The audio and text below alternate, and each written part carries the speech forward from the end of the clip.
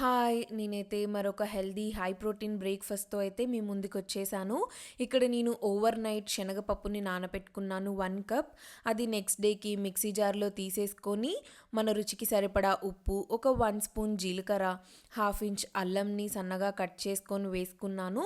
ఒక 3 పచ్చిమిర్చిని తుంపి అవి కూడా వేసుకొని, ఇప్పుడు వీటన్నిటిని మనమైతే పేస్ట్ లాగా చేసుకోవాలి.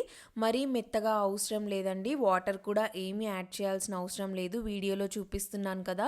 ఆ మాత్రం గ్రైండ్ చేసుకుంటే సరిపోతుంది.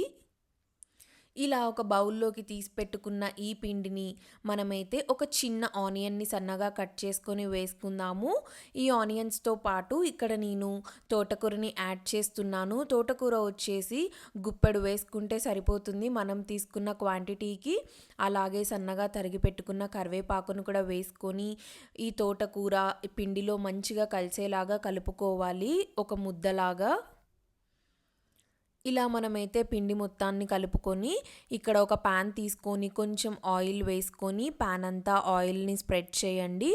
ఆయిల్ కొంచెం వేడైన తర్వాత మనము తీసుకున్న పిండి ఉంది కదా, దాన్ని మీరు పాన్ మీద పెట్టేసి నేను వీడియోలో చూపిస్తున్నట్లుగా ఒక అప్పలాగా స్ప్రెడ్ చేసుకోండి. ఇదైతే మనకి చాలా హై ప్రోటీన్ ఉంటుందండి. శనగపప్పు వల్ల మనకైతే బాడీలో గ్లూకోజ్ లెవెల్స్ అనేది పెంచుతుంది. ఇన్స్టెంట్ ఎనర్జీ వస్తుంది మనకి ఈ అప్ప ఒక్కటి తిన్నామంటే. చూడండి, నేనైతే మంచిగా స్ప్రెడ్ చేసుకొని ఆయిల్ వేసుకుంటున్నాను కొద్దిగా.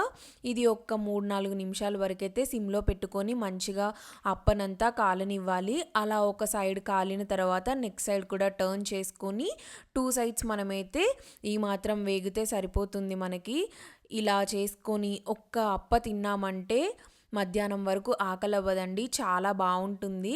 పిల్లలు స్కూల్ నుండి వచ్చాక స్నాక్స్ కింద అయినా మనం ఈ అప్పని చేసి పెట్టొచ్చు. లేదా డిన్నర్ ఆర్ బ్రేక్‌ఫాస్ట్‌కైనా తినొచ్చు. మీరు కూడా ఈ హెల్తీ రెసిపీని ఇలా మనము మామిడికాయ చట్నీతో కానీ, టొమాటో చట్నీతో కానీ, లేదా ఉత్తిగా తిన్నా కానీ చాలా బావుంటుంది. మరైతే ఇంకెందుకు ఆలస్యం, ట్రై చేయండి. ఎలా వచ్చిందో నాకు తెలియచేయండి. టాటా!